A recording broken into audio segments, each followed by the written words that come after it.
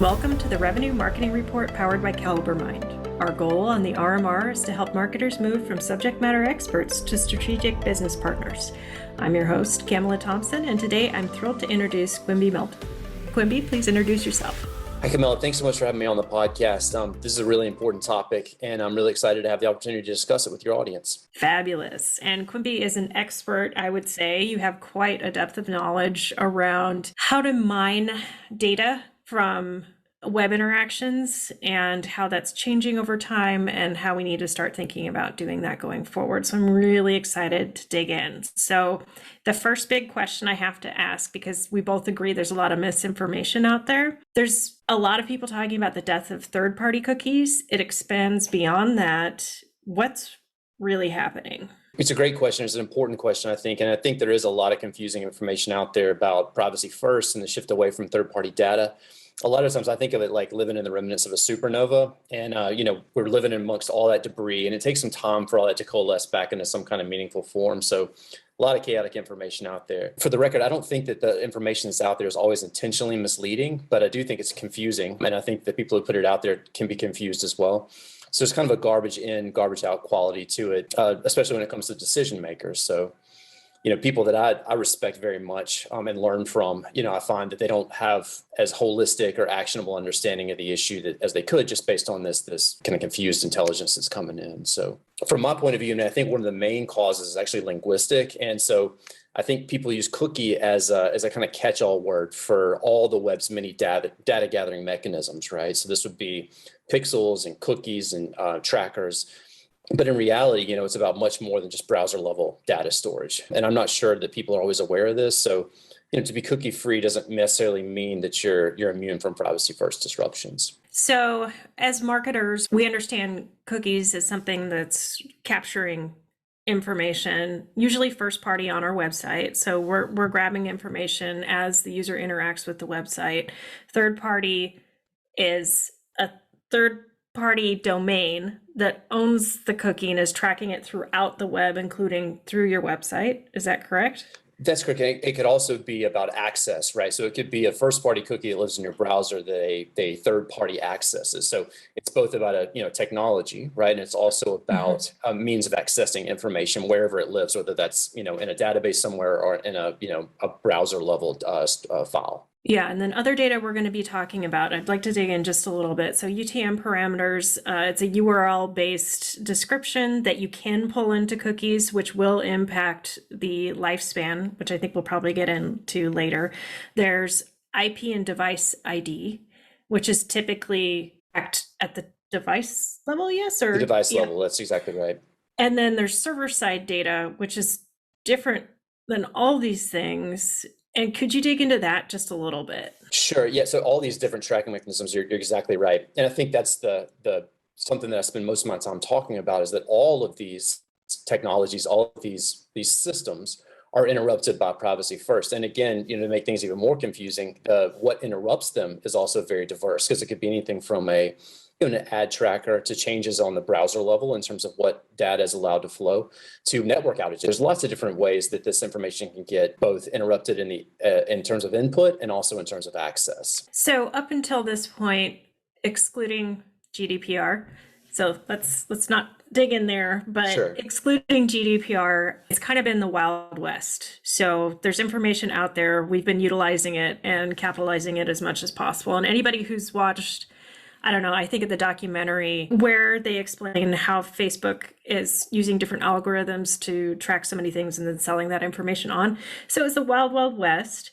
And before we met for this podcast, you told me about the tragedy of commons and how this really applies to the situation. So I dug into it, and yes, indeed it does. So if you could explain for our listeners what the tragedy of commons is and how it applies in this situation. Absolutely. Yeah, I do think it's a useful concept here. So, it's an economics idea, and it really represents a situation in which individuals have really unfettered access to a shared resource. So some examples are like there were unregulated common lands in 19th century Britain, and that's really where this idea comes out of. There are free range lands here in the American West, right? And these cases, animals would eat all the grass, and as a result, the land is no longer useful, right? Overfishing cod, there's another example that caused a decades-long fisheries collapse. And, climate change is probably the ultimate example of the tragedy of the commons, but also like kind of on a banal level, like public bathrooms are a, kind of a human scale example we're all familiar with. But basically, yeah, exactly. So it's a little bit easier to understand. So it's, everything from the sublime to the banal. But in essence, really the lesson is that everyone's inexpensive, easy to access property is really no one's property, right? And so when we use these kinds of resources in an entirely self-interested way, we really wind up depleting the value of the resource, right?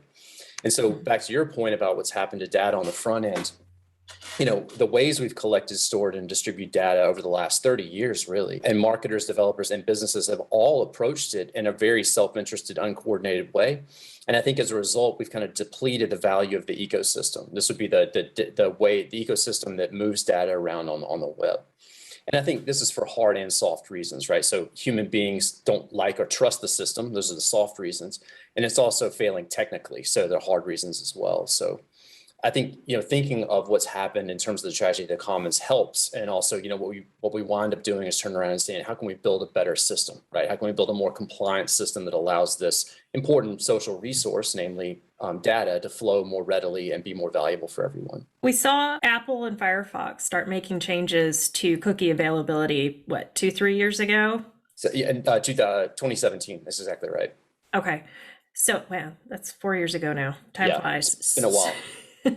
So last I checked, Apple, they have completely done away with the third-party cookie, which is why a lot of people are seeing different returns or big changes in their paid search spend and other types of retargeting. They also have limited the first-party cookie quite a bit to a time range, and depending on the type of data you're collecting, even that can restrict the time range even more. Google's finally catching up. But where I'm headed with this is Apple has recently rolled out the ability to mask IP addresses.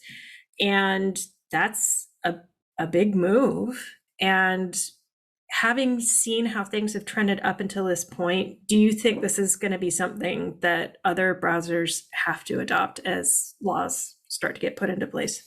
I do. I think it's inevitable. And there's a couple of different, this idea of, kind of going beyond the browser level, the device level, and even the application level. So talking about this as a systems level problem, right? So, they rolled out the privacy sandbox, and the reception was mixed, right? There were some other examples too, like ODOH, which is, it's kind of a long term, but it's basically oblivious DNS over HTTPS, right? And Cloudflare, Apple, and Fastly put that together. And then Tim Berners-Lee, the father of the World Wide Web, is working on something called Erupt, which is kind of an anonymized data vault. And then, of course, Confectionio, our product, is another example. So there's a lot of activity and ambitious activity in this space. And it's a really interesting zip code to work in. And sometimes I think about the winner-take-all format wars of the 80s and 90s, when Betamax and VHS and Blu-ray and HD-DVD really were competing to find out who's going to be the dominant technology format.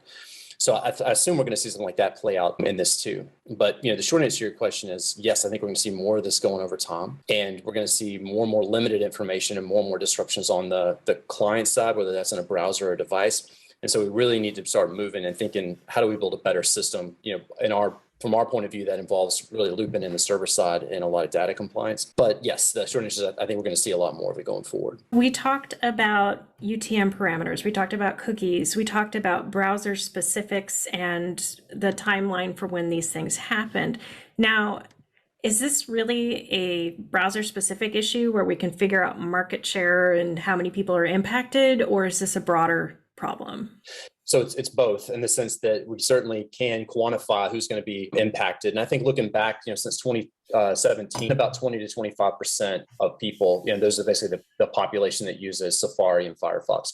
And then when Chrome finally flips the switch and begins to operate more like those browsers, we're talking about the vast majority, 75% plus. So it can be quantified. Nevertheless, I think it's important not to get stuck on specific technology, specific browsers and devices.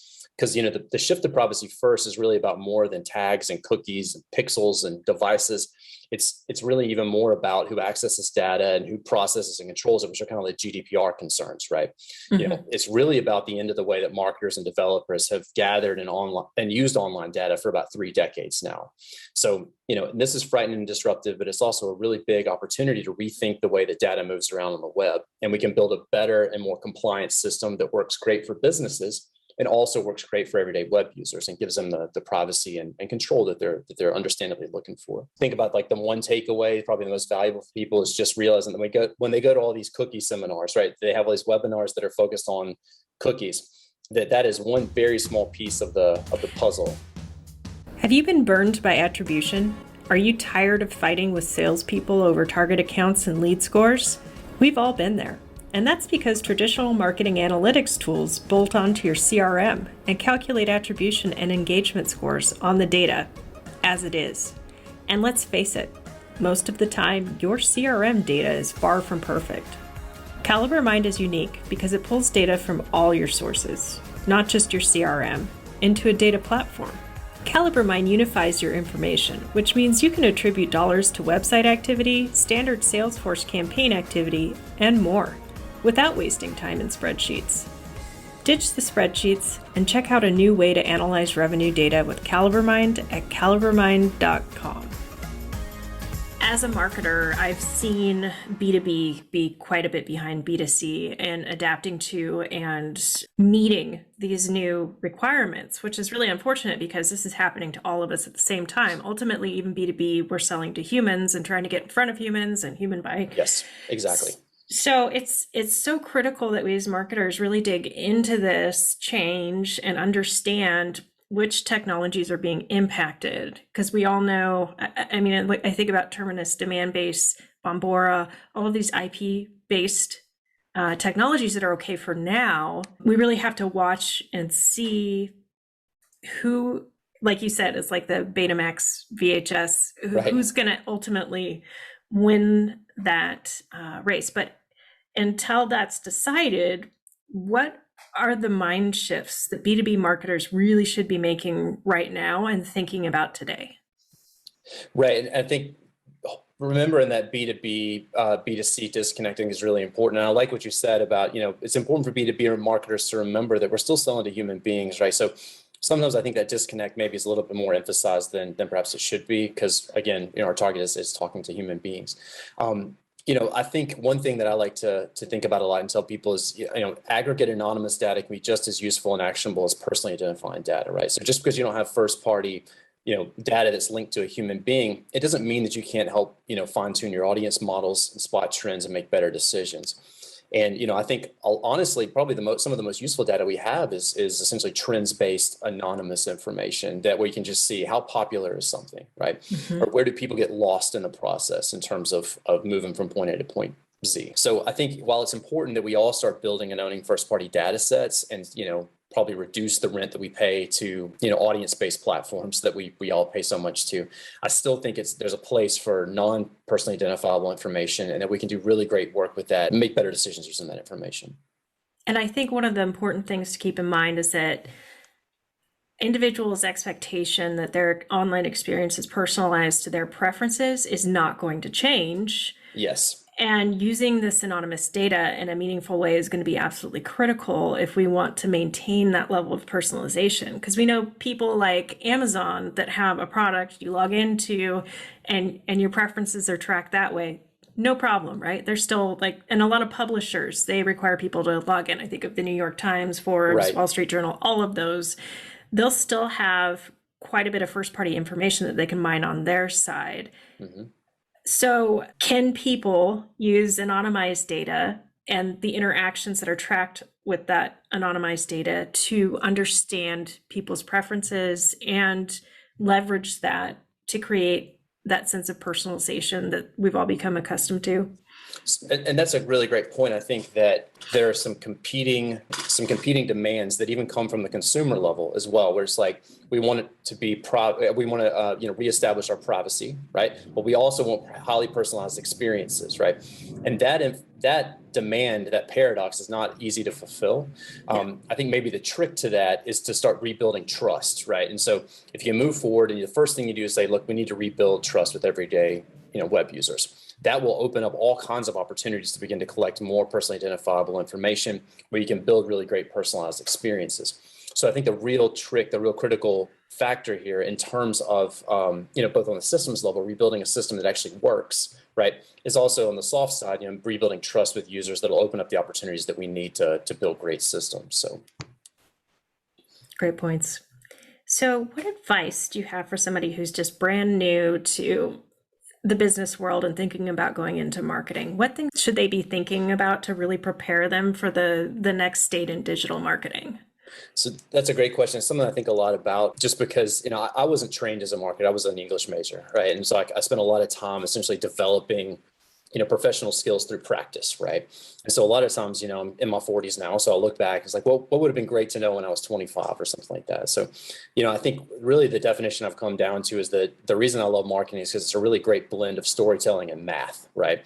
And so, stories kind of help you move the turbine. They help you get the system spinning, right? But you got to have your eyes on the control panel in terms of making sure everything's working properly and to optimize your performance, right? And to answer really, really basic questions. So I think that marketing teams face a lot of really complicated paradoxes, right? The roles are really vital on a marketing team, but they're also also seen as kind of disposable. I think the marketing team tends to get cut first when the numbers start taking a turn for the worst, which is unfortunate. There's a lot of, I think, certain people in the C-suite and other, in other areas in the enterprise tend to see marketing roles as interchangeable and fungible, right? Like just get us another SEO person or just get us another, someone to manage the website. And I think that's unfortunate. So a couple of years back in 2019, I posted an article on LinkedIn called Beyond Auteur Marketing. And I really wanted to wrestle with this problem and say, why is it that marketing of all the different disciplines in an enterprise has these complex paradoxes and has this kind of disposable access to it?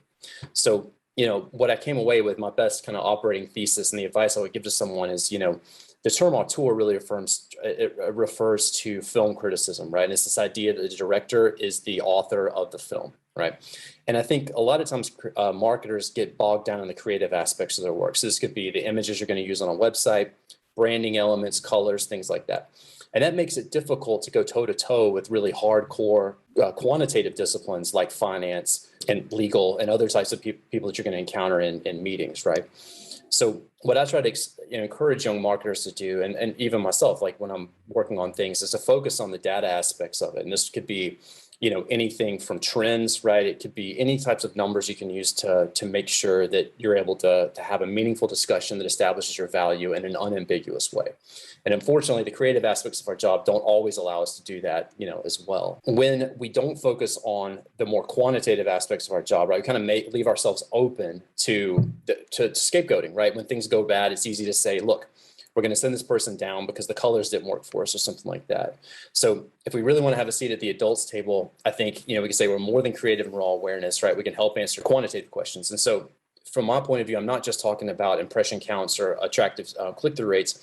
I'm thinking about systemic, data-driven arguments that pull in all kinds of different funnel stages into a holistic argument about why something did work or why it didn't work.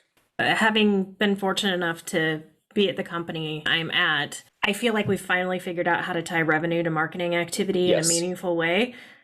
But now that a lot of the means that we've used to collect that information are changing or evolving or even going away, I think we're going to have a period of an adjustment. I think that's fair. And, the idea of watching for indirect lift, right? You think of it like in terms of analyzing equities or something like that. It's very similar where you're looking for different signals, right? Positive or negative signals.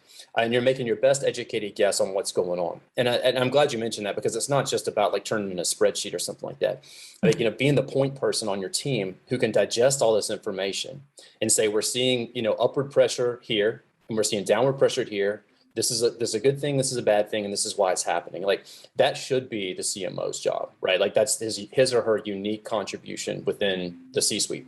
And that's the marketing team's unique contribution. So I'm glad you mentioned that because, what you want to turn over is not just a cold list of numbers, but an intelligent assessment, understanding of what's going on and why exactly it happened and how you can do more of it if it's working. So I think it's a really good point.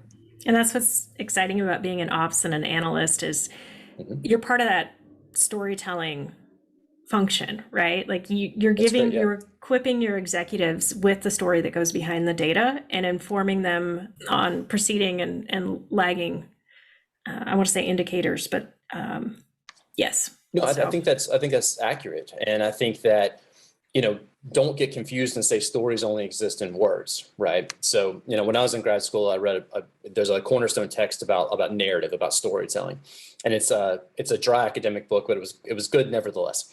And so it makes the point that, for a narrative to be present, all you need is a chronological series of events, right? A, B, C. Like, that's a very basic narrative. And so numbers do that, right? Numbers can also help you tell a story. So just seeing, what you're talking about is really great, kind of fleshing it out and saying your storytelling is about numbers as well as text and characters and things like that. Yeah, you can't throw up charts in front of people and assume they're going to see the same patterns you see. So whether or not you feel you're impacted by this data change today, you should be thinking about storytelling whenever you put numbers in front of anybody, really. I think that's accurate. And yeah, exactly. And this, that even goes outside of marketing, right? Where you're talking about like, how does an accountant or a finance person tell the story of cash flow, right? Yeah. And CEOs have to do this in terms of HR and recruiting, right? So this concept of storytelling is a very powerful one, and it involves both numbers and, linguistic narratives and characters. Awesome. Well, Quimby, thank you so much for sharing your knowledge. I know I learned a lot today. Where can people find you online? So anyone's interested in what we're working on, you can just go to confection.io. We've got an overview page, and we've got some information there. And then, of course, I'm on LinkedIn as well. Anyone wants to connect there.